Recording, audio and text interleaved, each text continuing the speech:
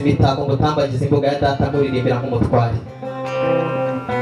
Bazafata imyambaro umwami yambara, bagende bamutambagiza bamuririmbira, kuze kubaha dore uko bazajya bamuririmbira.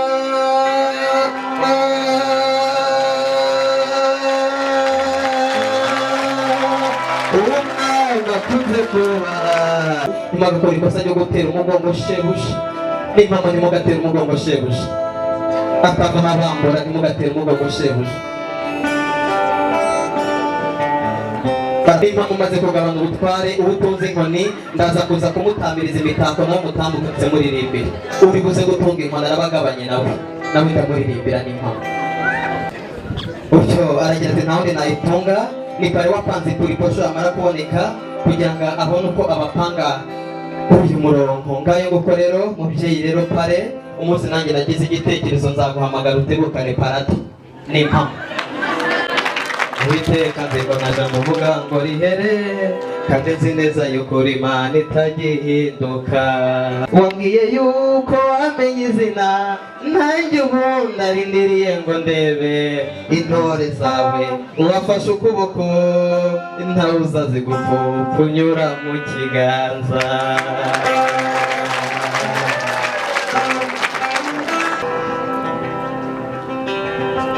Nidubabwiye ngo mugende mugaruke hano, nababwiye ngo ntimugatera umugongo ababyeyi ubutware, sibyo? Umwanditsi w'ivanjiri yaranditse ati Imana ni se w'imfubyi akaba umugabo w'abapfakazi, ariko iyo bigeze ku mugore urirwariza icyo si cyo muvuge ngo nicyo. Ngaye nguko rero bivuze ngo rero buri muntu wese agira samedi ye.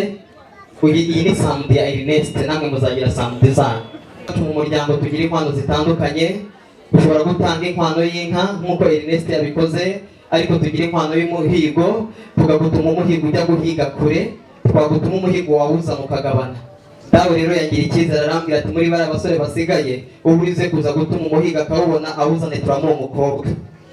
Ntawabasha kuzana ingwe ngo ayizana yikwe tumuha umukobwa.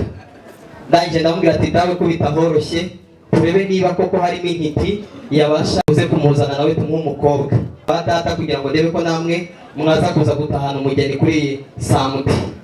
Kandi nguko rero ndaza kuza kubabaza ibibazo, uri buze kuza kugikora araza kuza kwegukana umukobwa. Habaye hari uwubatse urimo yarambura ikiganza gutya, nawe nkamutamiriza imitako nkamutambagiza. Muri abo basore basigaye habaye hari uwubatse urimo yarambura ikiganza, ntawe ukirambuye, bivuze ngo nta wari waba umugabo urimo, bose bazumvungura imitwe ati nta mugabo uturimo. Kandi nguko rero turacyataranye, ariko kandi mbere y'uko basore basangira ngendo mbabaza ibyo bibazo, reka mbasabe mushyire izo nshyimbo hasi gato, mushyire izo nshyimbo hasi gato. Uriya mu mukomera amashyi aravuze ati ntabwo nashyira ubutware hasi. N'imfura cyane intangabo, ingabo yasize intwaro hasi iba yamanitse amaboko, iba yatsinzwe. Mwongere muzifate babyeyi, mwongere muhuze ibiganza mushimire uyu musore. Ndabona mu minsi iraza aragira ikinezo cya Ernest. Ngaho nguko rero tugitaramye, kandi muraza kuza kunyemerera mbabaze bya bibazo ugikora.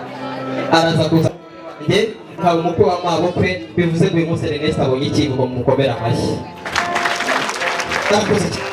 Ndaza guhera kuri uyu musore ahangaha. Ni umusore ndaza kukubaza ikibazo, ndahera mu kibazo cy'ivanjiri. Nta watubyariye Yezu Kristo umucunguzi, umugabo we yari umubaji, kenkaweri yaguriragamo imisumari yari iyande. Niba ukizi urakivuga, niba utagize usige inzira ibirenge tubone tabo y'inkweto.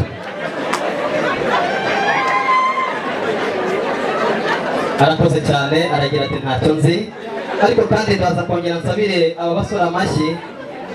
Ndaza kuza kubasabira amashyi kubera yuko n'abasore baje bikwije, n'abasore bambara rugabire batabuze congo. Impamvu bambara rugabire nuko amano yabo ntago ameze nk'imishori ya tangawizi. Mubakomera amashyi. Ngayo nguko reka twikomereze, reka nkomereze kuri uyu musore. Ndaza kuza kukubaza ikibazo cyo mu ivanjiri ntagatifu ya Matayo.